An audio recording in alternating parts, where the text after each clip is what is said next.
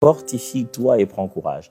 Seigneur, mais c'est pas toi qui devais rapidement me fortifier, comme ça on va un peu plus vite. Il dit, fortifie-toi, soyez remplis du Saint-Esprit.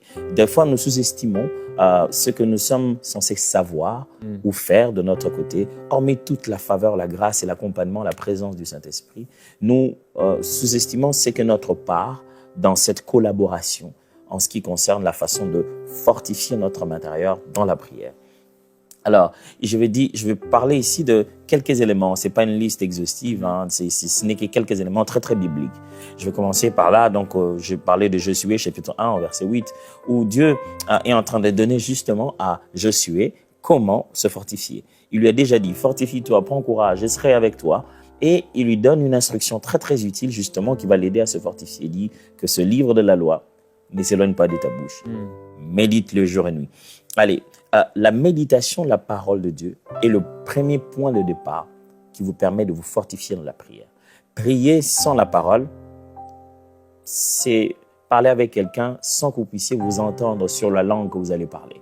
Allez, je dis comme ça, vous rencontrez un Chinois, vous connaissez difficilement, vous ne connaissez pas le chinois du tout, mais vous voulez parler. Vous devez vous entendre sur la langue. Vous devez trouver soit un langage. Et la Bible, c'est le langage de la prière. La Bible vous donne le vocabulaire de parler avec Dieu.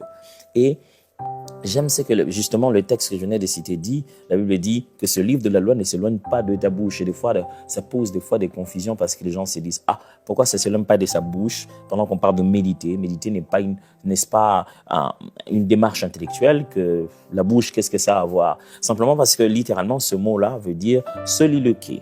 Certaines versions parlent de murmurer. Des fois, en français, ça ne prend pas toujours le sens qu'on veut. Pas murmurer dans le sens négatif, mais porter les paroles sur les lèvres.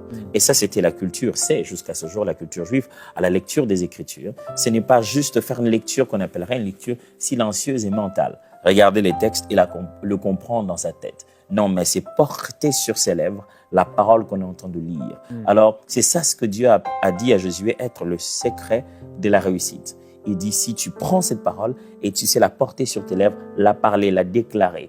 Paul dit un peu plus tard que la foi vient de ce qu'on entend. Ce qu'on entend vient de la parole de Dieu. Paul ne dit pas encore qui nous prêche. Il nous dit quel est le contenu. Quel est le contenu? Une fois qu'on l'a entendu, cela produit la foi. Il dit ce contenu-là, ça vient de la parole de Christ, justement. Et cela n'a rien à voir de si c'est toi-même qui prononce ce contenu. Des fois, on a l'impression que la foi vient de ce qu'on entend, que si c'est les autres qui en parlent et nous, on entend. Et vous bâtissez votre homme intérieur fortement quand vous portez la parole de Dieu à haute voix dans vos temps de prière seul. Des fois, on est là à juste réfléchir. J'aime des fois dire aux amis que, le chemin qui passe de votre intellect à votre esprit est beaucoup plus long que celui qui passe de vos oreilles à votre esprit. Voyez, nous avons la foi parce que nous écoutons. Jésus dit, si vous ne croyez pas à ce que je vous ai dit, croyez au moins à ce que j'ai fait comme miracle. Soit par la vue, soit par lui, on entre rapidement à l'intérieur de l'homme que par sa propre réflexion intellectuelle. Des fois, il y a une grande fossé entre ce que vous réfléchissez et ce que vous devenez au fond, au-dedans de vous. Et quelqu'un devient rapidement, à travers ce qu'il a entendu et ce qu'il a vu, qu'à travers ce qu'il est en train de réfléchir.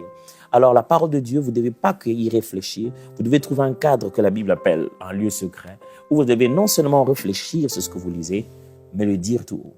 Je vous donne un exemple d'un texte. « L'Éternel est mon berger, je ne manquerai de rien. » Lorsque vous regardez cela sans le dire, vous regardez que l'Éternel est le Dieu et le berger de David. Mais quand vous le dites, le pronom vous impose à se mettre à la place de David. Vous direz pas, l'Éternel est le berger de David. Non, vous êtes obligé de dire, l'Éternel est mon berger. Il y a un degré d'appropriation de la parole qui vous met dans le temps et dans le contexte. Et ça fortifie énormément. De pas seulement étudier et écrire, mais de dire, de proclamer la parole de Dieu dans l'intimité, de dire ce qui est écrit. Aussi, à part la méditation de la parole de Dieu, il y a aussi ce qu'on appelle un cantique nouveau. Le psalmiste le dit très bien. Il dit, l'Éternel, tu as mis un cantique nouveau, un chant nouveau dans mon cœur pour toi, mon roi.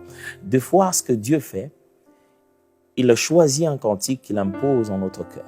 Le Saint-Esprit colle obligatoirement en vous un cantique. Je lui donne le sens de nouveau parce que ça devient spontané, parce que ce qu'on appelle cantique nouveau dans la culture de l'Ancien Testament, c'est le fait que le peuple d'Israël avait l'habitude de chanter un cantique spontané qui n'est tiré de nulle part, si ce n'est de Dieu qui vient de se manifester et des circonstances dans lesquelles Dieu s'est manifesté. Alors du coup, on a tellement vu les bonnes choses de Dieu qu'il y a une inspiration spontanée qui vient.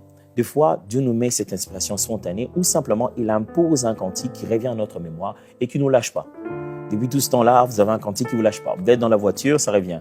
Alors, ce cantique-là est votre, je vais appeler ça quoi? C'est votre bouée de secours émotionnel. Quand vous passez par des moments difficiles ou des moments où vous avez du mal à prier, Dieu vous envoie un cantique comme ça qui s'impose. Ne chassez pas ce cantique. Écoutez-les, mettez-les dans le véhicule, mettez-les au bureau, mettez-les partout. Saturez-vous de ce cantique.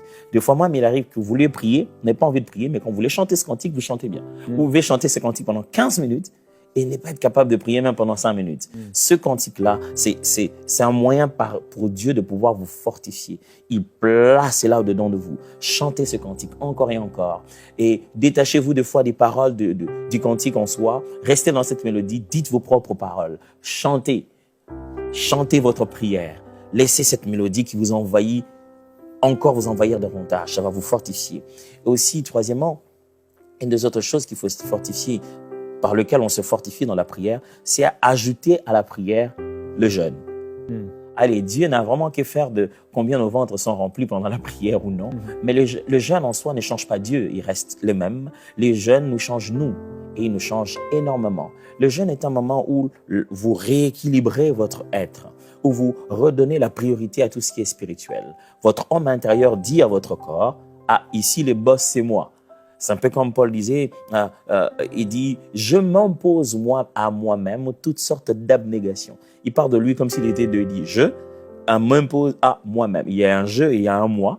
Il dit toutes sortes de disciplines pour que je ne puisse pas rater, pour que moi-même, après avoir fourni autant d'efforts, après avoir mené autant de gens, je ne puisse pas manquer. Et il est très important d'apprendre à « je m'impose ». C'est-à-dire que la priorité est dans ton homme intérieur et tu imposes à ton corps, à ta chair, de pouvoir se priver de certaines choses, physiquement, je vais dire sentimentalement, émotionnellement. Des fois, on peut juste se priver des réseaux sociaux pendant un moment, juste pour se focaliser. Et ça, qu'est-ce que ça fait? Ça prépare ton esprit à être rapidement ça te focalise, ça t'apprend à te concentrer vite.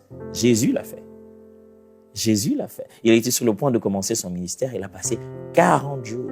On a dit à Jésus, mets tes disciples. Il ne gêne pas. Il dit, ah, ça c'est juste parce que l'époux est encore avec eux.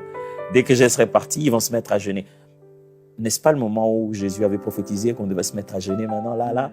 En même temps, il est avec nous et en même temps, on a besoin de jeûner. Lorsqu'on jeûne, on ne change pas Dieu, on ne le rend pas. Ce qui change, ce n'est pas encore au ciel, c'est sur la terre que ça change d'abord. Et celui qui veut se fortifier doit apprendre dans son parcours de la vie de prière à incorporer le jeûne de manière, pourquoi pas hebdomadaire ou mensuelle. Pensez à jeûner. Et enfin, je l'avais dit lors de notre dernière série, lors de notre dernière rencontre, je l'avais dit, prier en langue, ça fortifie énormément.